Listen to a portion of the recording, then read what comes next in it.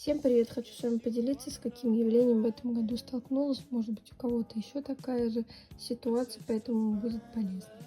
Вот явление это называется водянка. Она проявляется вот на листиках в виде вот таких вот пузырьков. Поближе вам покажу.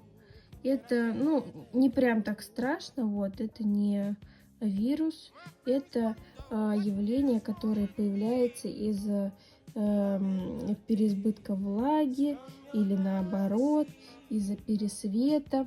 Вот, также она вот у меня и на помидорах тоже, поэтому я, к сожалению, делаю что-то не систематически, и вот появилась у меня такая штучка.